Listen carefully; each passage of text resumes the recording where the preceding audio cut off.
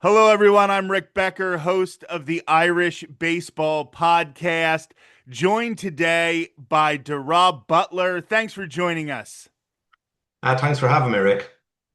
So, Darragh is the drummer for the band Kerbdog. And your band actually came up in another conversation that we did for the podcast. I was talking to Clive Barnes, who wrote a book about the year grunge broke. And I asked Clive to talk about one band who would show up on that list of the 50 albums that were important to grunge breaking, who people might not have heard of or might not remember. And the first name off his list was Kerbdog. And obviously, I remember Kerbdog. I'm a child of the 90s. I loved the whole grunge revolution. And when I went back and looked into everything that you guys are still doing, you're still trucking right now and you're going around playing the hits. So why don't you talk about what's happening right now with this band that you may remember from the 90s? Right now, I guess the fundamentals of right now are we were over in the States in the 90s and we recorded at Sound City with Garth Richardson, and we made this what we felt was a really strong album. And we came back to the UK and Ireland, and the landscape had changed basically. It was just, who do you like? Blur or Oasis? Who's your favorite Spice Girl? All that tedious stuff. So we kind of we stopped playing music, but we always felt like it was unfinished business. And the albums, I mean, the band was building and building and building, and we were filling out rooms all across the UK, and then we just stopped. Um, and when we stopped, the albums kind of took on their own momentum. And then with the kind of rise of social media, some fans started Facebook pages and that kind of thing. And the albums kept going in the background and gained traction. So kind of by popular demand, we ended up coming back playing some shows. We hadn't played in a long time. And then Billy rejoined the band, which was fantastic. And then we started playing the odd show, and then we'd agree we'd do about 4 to 6 a year. And recently, in the last couple of years, we've had a new agent, and he's non-stop trying to get us to play. So last year we did 16, and our first kind of long UK tour, and lots of festivals and all that kind of stuff. So it's a labor of love, and we all do different things now. So it's kind of a social event for us as well, and for our crew, and that's kind of why we do it. And we love and people turn up. We've never sold as many tickets or filled as many rooms. It's kind of bizarre. I, I know the stuff is of its quality, but there shouldn't be any room for us. I think, there's a lack of younger bands being funded to grow and all that kind of stuff. So that's where we come in. We're happy to play. I'm glad that you mentioned the change in the music dynamic. You talk about coming back to Ireland or trying to play the UK, and everybody's into Oasis and Blur and maybe the Spice Girls.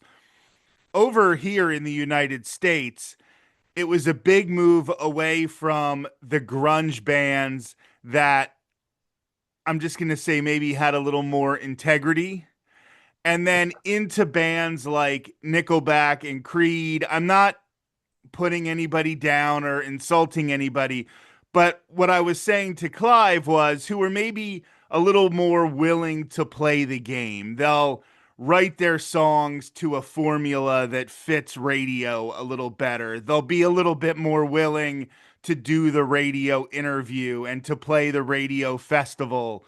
And it seemed like between maybe 1994 and 1998, the landscape changed so much that bands like Curb Dog that definitely came into it with a little more integrity, that sounded a little edgier than what was coming out starting in like 1997, 98, really didn't have a place anymore.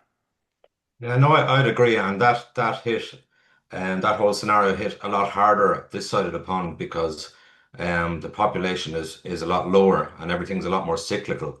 Um, in the States, there's always a rock market, albeit big or small. But when it comes to the UK or Ireland, it's one thing or the other. It's rave, it's rock, it's pop, it's whatever. There's not a pocket for everything. So we found it pretty impossible to survive. Um, but I mean, that was kind of our own making as well. We when we got signed to a major label, and we had we were only teenagers, so we had all these weird ideas. But one of them was that we didn't really necessarily want much success or radio play. So what we did was any song that we would remotely be radio friendly, we'd put at the heaviest possible section in the song that we could come up with, just so it wouldn't be played.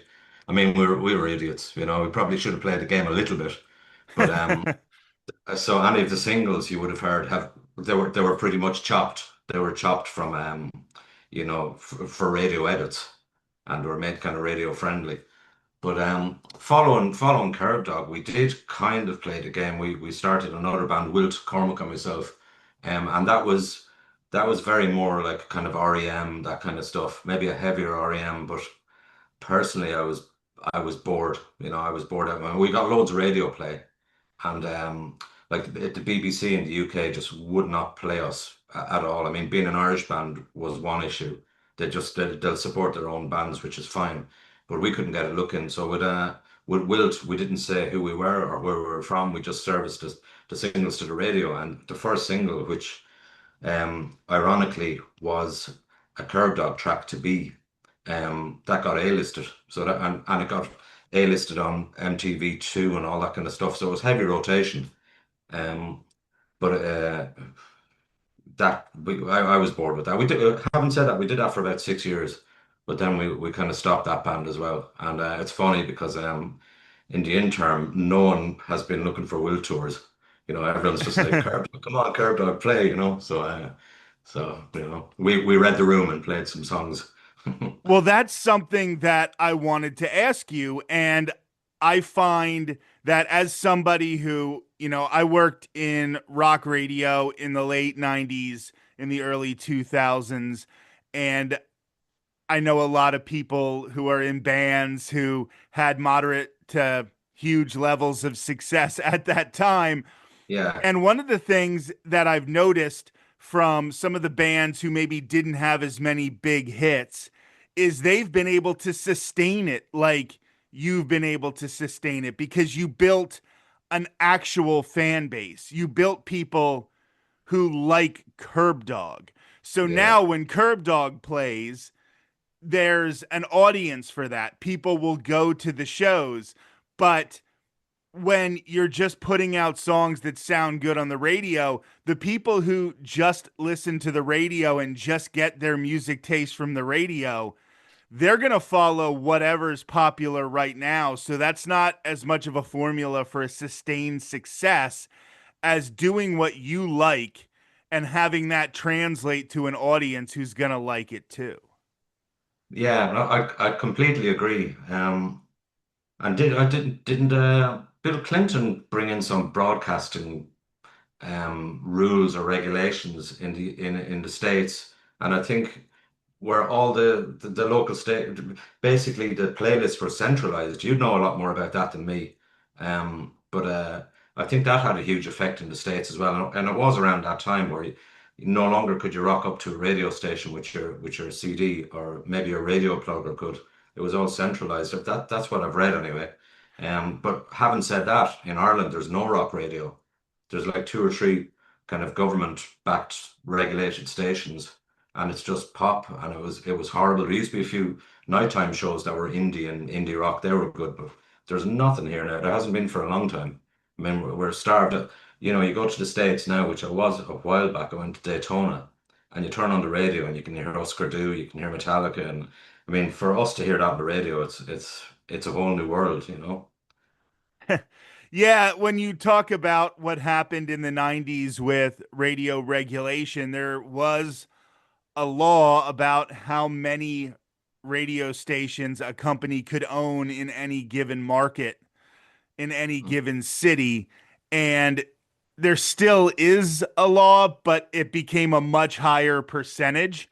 So you have stations like they were called Clear Channel at the time, now it's iHeart, that have bought up a whole bunch of these radio stations and they kind of run them more nationally than the local stations that used to be run in the past. So you have a disc jockey spinning the songs who's in New York or Los Angeles, even if you're in, some small city in Iowa. And it used to be that every station, I was on a rock station in Harrisburg, Pennsylvania, and there were bands that we started playing before any of the other stations in the country were playing them. And they ended up getting big because they could see on our station that there was a market for them. And I know there are a bunch of bands from the early 2000s where on our overnight show, we would Mm. try them out and people would love them. And then they went on to become huge. And that's something that, kind of left about a decade after that rule. So it was kind of unfortunate. What do you think, even with the limitations in radio over in Ireland, what is the local music scene like? Is there an underground level of kids and adults just begging for rock music? There hasn't been for a long time. There was a change with the kids where it was all devices and everything was kind of disposable, and it was a weird atmosphere. Again, it's so cyclical here. You know, if one bunch of kids is into one thing, they all are. But in the last few years, it's definitely bubbling up. There's one city, it would be the second biggest city, Cork, in the south. That's got lots of bands. You know, lots of young bands, and they're doing their own thing in small venues. And it reminds me of the 90s because that's what we did as well. We were just we had our own scene going in Kilkenny, and it was basically just about ten bands from this town, this city, overgrown village that's only like 20,000 population. And it became a thing. It became like the Seattle of Ireland, completely oblivious to what was going on in the States because there was no social media, there was nothing like that. And there was just a great buzz about it. And suddenly A&R man started A&R men started hearing about our city and that kind of thing. But I think the same is happening in Cork. I think the Fontaines DC have encouraged a lot of kids to pick up instruments because, up until recently, it was mostly old farts like us, saying, come on, kids, play some tunes. But, you have to be younger and cooler to kind of inspire the kids, So I think that's happening. And I think post COVID and all that carry on, I think that one of the few last kind of places where people can kind of congregate and hang out with each other is at a gig. I mean, record shops are kind of gone. The pubs in Ireland they're suffering. They're mostly gone. People don't call around to each other because they've got devices. And I think concerts in general are doing really well in Ireland. Because I'm involved in kind of putting on some concerts and that kind of thing. And just before Christmas, I've never seen, or neither has anyone in the industry, so many things announced. So I think it's quite a healthy scene, and I think parallel to that, a lot of traditional music has come to the forefront as well. So there's lots of kids picking up instruments there, and there's a crossover. What was it like in the early 90s when all of a sudden, like you said, all of the A&R men and all of the record labels started flooding a place like Kilkenny? What was the vibe like at that time when all of this was happening for you? It was nuts, and it was really exciting, and it was one of the best buzzes of our lives. It was phenomenal. But we were in this small town, and there was two or three venues, and every weekend it was just mayhem. And this other band got signed, and we didn't have a very high opinion of it. It was a bit Guns N' Roses kind of old school hair band for us, and they couldn't get 10 people in a pub, and they got this huge deal. And we were in maybe a 200 capacity pub with about 400 people in it and feet on the ceiling and stage diving. It was mayhem. So we were kind of scratching our heads as to what's going on there. But we supported a band called Therapy. You probably know them. They're one of the best bands ever. And they're still rocking, still as convicted to what to do, these days. But anyway, we supported them in a place called the New Park Inn way back, and I remember the drummer came over and said, "Look, you're one of the better support bands we've had. You should send off a demo tape." You probably won't get any response. We sent off 100 and we got one response kind of thing. So we said, "Okay, let's do that." So we sent off 100 tapes and we got about 45 responses from Wow. publishers, managers, everyone and anyone. So there was so many labels that wanted to come and see us. We had to split them into 2 nights and play in our local pub. And I mean, you have to, like Kilkenny, it's basically a triangle of 3 streets and about 70 pubs. And that's all that's going on really. So we split the labels into 2 nights and everyone and anyone came. Tom Zuta was there and he pulled into our town in a limousine. And we are just like, oh, we would have completely been against all of that carry on, it seemed ridiculous to us. And I remember we were playing in the pump house, and it was just rammed because word got out that there was labels coming to see us. So all the other bands got behind us, and they got involved in jumping around in the mayhem. And that was the way it was. We all encouraged each other and helped each other. It's a little bit different now. It's a little bit more. I don't know. People are nearly jealous if you do well, but anyway. And I remember one of our friends. He was a big fat guy, and he did a stage dive, and he landed on Tom's boot and he kind of flattened Tom Zuta. And Tom Zuta, I was told later, he said, who wants another Nirvana anyway? And he stormed out of the pub. And his limo was waiting outside, so he jumped in the back, and the limo screeched the wheels up the high street.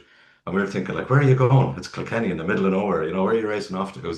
It was hilarious. But then the guy that actually signed us, a guy called Paul Flanagan from Phonogram, who we just met a few weeks back in London, actually, and he was in Cork, and he was asking some other A&R guys, is there anything else going on? They were looking at some band in Cork. And one of them said, yeah, this band from Kerbdog, there's a bit of a buzz there up in Kilkenny. So he came up to see us. He didn't actually get the demo, even though we sent it to him. But a lot of those demos just go in the bin. And that's what happened with Phonogram. So he came to see us, and he said to us after, if you can replicate what I've just seen here in the UK, we'll sign you. But at the time, we only had 7 songs. So we were doing some covers and we'd repeat a couple of songs. So for him to sign us, he came back to our rehearsal place, which was an old farmhouse up the back of Billy's, our guitarist's house. So we were like, what are we going to do? Because we've only 7 songs. So we came up with this theory that we'd turn everything so loud that it'd be unbearable for him. And he'd head off after maybe 3 or 4 songs. So what he did was we turned everything up to 11. So he just stood outside the house listening. And we're like, oh, well, that didn't work. So then it's like, right, what do we do next? And we came up with a plan that we'd bring him off and get him blind drunk, bring him for some food. The food was kind of a cover, and feed a load of beer into him. So we got him really drunk, and then we came back out to the house and we just played a few songs. And Cormac went, yeah, this is another song, just blinded him with riffs. But we only had 7 songs, and it kind of worked. We got signed, and yeah, and that was that. But some buzz, an amazing time. And it wasn't long after we went over to Rockfield. We moved to London. We were very naive. Our friend had a milk van, so he gave us a lift to London, and we just turned up at the label, going, "We're here." And the people in the label were like, "What? Why are you here? What are you guys here for?" And like, "You signed us. Here we are." So they were like, "What are we going to do with them?" So they got us a place in London to stay and all that kind of stuff. We didn't know how any of that stuff worked. We just thought, right, let's go. It was funny, very naive. Well, you get signed to a label, you figure that's where I work now, right? So you Yeah, just show up like at, 9 o'clock on a Monday morning, right? That yeah, makes the sense to rusty me. milk fan. Yeah. Right. Yeah, but no, I think just getting back to what you were saying earlier, I kind of agree with what Neil Young says. If you've got a fan base, you don't need to worry about all the labels and all the other shenanigans. If you have a fan base that you can build up over time, none of it matters. You can just turn up, and it's lovely. It's very liberating to be like that, not to depend on anyone or someone gives you a review, you just don't care. Whereas when you're signed, you're kind of like, oh, I wonder what Kerrang are going to say this week. How many stars are we going to get? And all that kind of stuff. And none of that is really fair. I remember we released On the Turn, and we had high hopes for it, and all the guys at Kerrang loved it, because it was a big slab of riffs, and it was really strong. And there was some there was some girl that had in as an intern, and she made advances to one of the band, and one of the band was not interested, and then she was given her album to be reviewed, and it was 3 out of 5, and that was instrumental in us having problems with the label, because they were like, well, if you got 3 out of 5, Radio One aren't going to play it, and if Radio One aren't going to play it, you're not going to sell albums, and so it's to be done with all that stuff was really nice. Just to go out with your fans and not worry about any of it, just enjoy it. And you know what? Because we've got no stress, we've never been as good a band. We've never been as tight and as powerful. You know, Back in the old days, we might get one, we'd nail one gig out of 10, and we'd nail it pretty well, but the other nine would be a bit sketchy. But now we're kind of 99% every night. We just nail them. And I think it's because we're all at the same level. Like no one's wound up. There's not different energies. We're all just calm and there to enjoy it. And we do it little enough that we don't get sick of it or wind each other up. So that's an interesting thought that you expressed there because I think of a band like Pearl Jam with that when they were, if not the biggest band in the world, one of the biggest bands in the world at one point, and they kind of stepped back and they said, okay, we're going to try to keep our fans, but we're not going to work really hard to just keep the people who are seeing us on MTV and hearing us on the radio. And now they've got about, 25,000 people in every city who want to see them so they can go out, do a tour, just play a venue that seats about 25,000 people, Yeah. sell it out, and do that whenever they want. And it feels like because you didn't necessarily play the game and you focused on getting your fan base, now you can always sell out venues in Ireland and in the UK. And maybe you just didn't have those people who weren't still going to be with you anyway.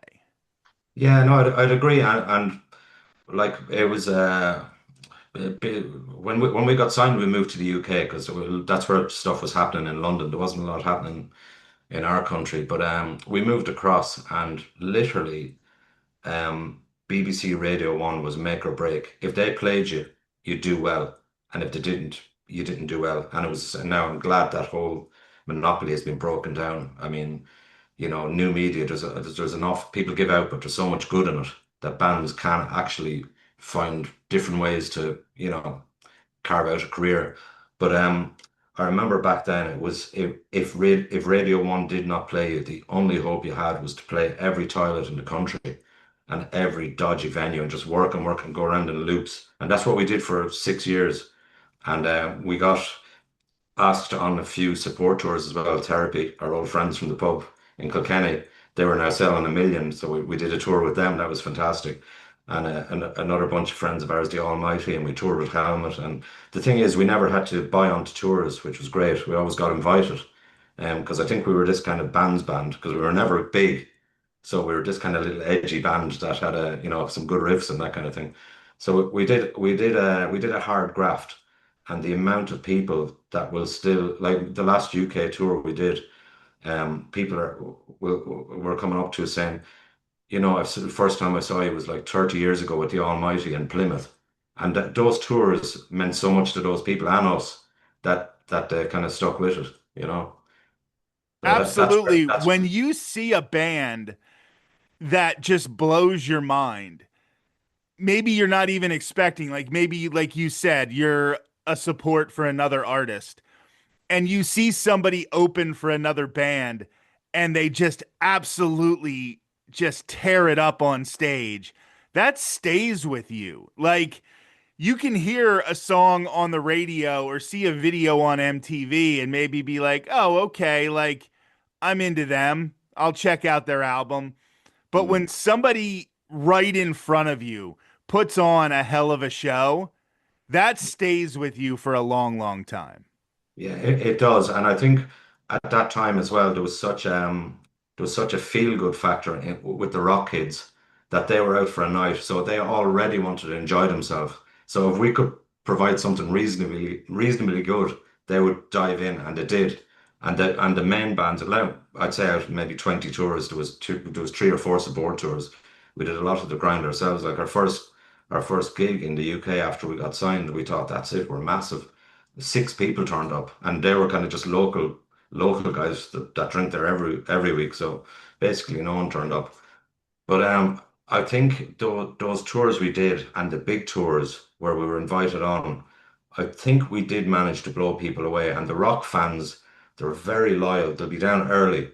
They won't turn up for the last band because it's nearly, they're fans of the band, but fans of the movement. And if you're a band cranking in the background, I think the rockers really appreciate that, and they'll definitely give you the time, whether they like you after that or not. But generally, we just felt part of a movement, and the fact that we were accepted into the movement by Therapy, Helmet Almighty, that was a kind of a quality mark for the kids. So the kids they were halfway there already. We just had to come up with some good songs, and it was a wonderful time. It was absolutely amazing to be part of it. I do think that's something that happened in the 90s was if you were a fan of alternative music, you wanted alternative music to survive. You wanted it to thrive. So you were always looking for new bands, supporting the bands that you already liked because it was important to continue to have shows. This scene needed to thrive so Yeah. that venues would keep putting alternative bands in the venues, that radio would continue to play alternative music. I mean, it's called alternative for a reason. It doesn't Yeah. get a lot of radio play usually, but this one brief moment in time, it did. So I want to get back to when you had just signed, and like you said, you had 7 songs. What kind of pressure did you feel with 7 songs, knowing that you had to extend this first for one record, and then you had to come up with a second record? Not too much pressure on the first one because we thought, well, we've only got another three to go. And the thing is, like, sensible bands will write 20 songs and record maybe 15 to drop five, record 15, and then drop another five. Whereas we just like we were you see where we come from, there's not a lot of competition. If you're in Los Angeles, like Rage Against the Machine have to be that good because there's a Chili Peppers down the road. So there's this immense the tightness of the American bands, and the thing that always hit me that England didn't have was that tight American bottom end uh, rhythm section was always phenomenal. But we didn't have that either. But we weren't we didn't feel any pressure because we didn't really understand how good we needed to be. So we're like, okay, we got to the end of that one. Let's go to the pub. There was no repetition or grinding the song for a week on end, repeat and repeat. Once we could play it to the end, that was good enough for us. Um, and it wasn't a good plan. I mean, we went over to record with Jack and Dino, one of our heroes, and poor Jack, he had to put up with us for a month. We were shambles. We couldn't play. It took about 2 weeks to get the drum tracks. And like before we went to the studio, I had not really heard any of the vocals or the lyrics. Like I heard them vaguely in the pub while I was playing with a lot of cymbals and beer, and we'd record the tracks, and even when we were doing the backing tracks, when we were recording in the studio, there was no vocals. So I remember playing back this song. Cormac's ready to put down his vocals, and he's like, there was a drum roll there. I was going to do my vocals there. What's the voice? I'm like, I don't know, sure, I never heard vocals. We weren't together, but Jack kind of he stuck with us, and we got there in the end. And that album actually, the first album, it's all full takes of everything. There's no cut and tape. There's no overdubs. Might have dropped in and out on maybe one or two songs, but generally all those drum tracks are start to finish. And the same with the boys. He's very earthy in that way. He likes to keep it real. So that was, again, it was a wonderful time, but we were a shambles, and we didn't really learn any lessons because we were the same on the next album. We were just as bad. But Garth on the second album was a lot more in your face in a good way. And like he would just tell you you're crap, and you need to get it together and go off and learn a bit. And I remember going up on the roof of Sound City one day, and one of the guys was just He was actually in tears. I won't say who it was, but he was just, I can't play, you know. We were just not prepared. And I remember he sat us down one day and he said, guys, you need to go home and get some lessons. You need to practice. I don't have to go out on a festival against the Chili Peppers. You do. And the penny kind of dropped, to an extent, but we never, that we felt pressure in Los Angeles that time. We really felt pressure. But at the start, like in Rockfield, we were on Iron Maiden's management as well. So like we were like, ah, sure, they'll pay for another 4 weeks if we don't have it. But we didn't realize our bill was going up in the background because we were kids and we were never going to recoup it. So I think we spent about 1.4 million sterling of phonograms money. I mean, the last album out in Los Angeles went about a month over time to the point where there was no extra time in Sound City. We ended up in A&M, and that place is about 5 grand a day. I don't know, and it's all because we weren't prepared, you know. So I often think that the what are your influences question is lazy in an interview, but because you're dealing with such a different situation than a lot of bands to whom I usually talk, I kind of wanted to ask you about that. So in Kilkenny at the time, who were the bands that you were listening to develop your sound? in Kilkenny, well, we were blessed to have God rest him, a guy called Willie Mean in our local record shop, and he was an encyclopedia for music. In fact, it was Willie that gave us the music industry book at the time with all the it was called the Music Week Directory, I think. It had all the contacts for publishers, managers, labels. So that book we got from him was where we sent 100 demos off to. And funnily enough, I ended up owning that shop with him later. The music store was great. But he was a great source for us. There was one show on late on 2FM where our singer Cormac DJs now. Um, that was kind of an alternative indie kind of a station. But basically, we were like any other school cover band. We were playing kind of indie rock covers, Sonic Youth, Loop, all this kind of stuff. And just in the new park in our local pub, having a few drinks, trying to impress the ladies, you know yourself, like any teenagers, trying to show off. But then I remember we were going out to our local disco one night, which was about 3 miles out into the countryside in this rugby club. And I was walking out there with Cormac, and before we left, he said he rang me because I lived in the next row on the estate to him. So he said, You've got to come up here and listen to this. So I went up, and it was an album called Hate Songs in E Minor by Fudge Tunnel, and we were could not believe what we were listening to, and we just decided there and then that's it. We're done with this crap covers band. Let's make a proper band, and it's going to be riff based verses. But unlike Fudge Tunnel, we'll go bigger and wider with the choruses. So we wanted these wide open choruses and the riff bass as heavy as we possibly could. I don't know if you're familiar with them, but if not, listen to Fudge Tunnel. You'll be blown away, and you'll hear where a lot of our early stuff kind of it wasn't plagiarism, but the attitude was the same, the offbeats, and it's funny because fast forward to a few years later, we're in a Rockfield in Wales, and we're recording in a Studio B at this stage. We're finishing off, and Sepultura were in Studio A. So we hung out with those lads for a month. It was fantastic, and but their manager Gloria, her son was Alex Newport, who was in Fudge Tunnel. So I mean, talk about a small world. So we were sitting. So next thing, Fudge Tunnel came up to hang out with Sepultura one day, and they came to visit us in the other studio, and we were kind of mixing at this stage and doing overdubs. And I remember they were playing back a song called Inseminator, which I completely robbed the drums from Fudge Tunnel. So the drummer was there listening to this behind me. So I felt pressure there, and then he goes, "Hey, cool offbeat, man."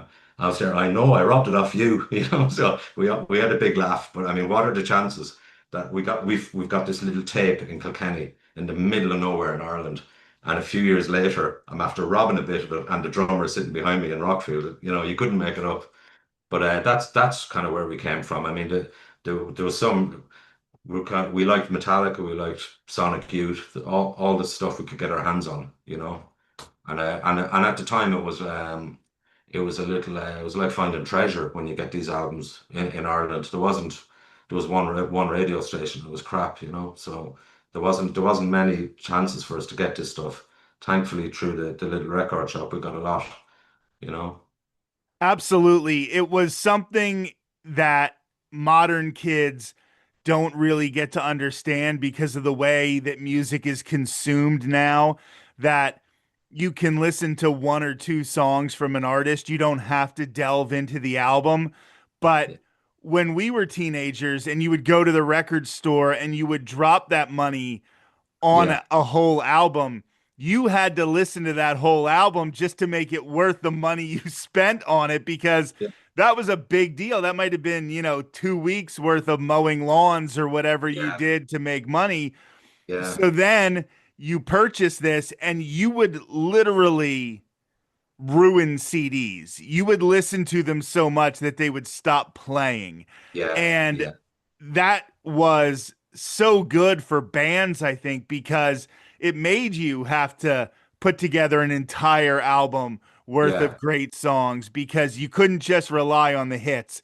You had to make everything on the album solid to yeah, develop a fan base. So I do think it was a really great and special time in yeah. music.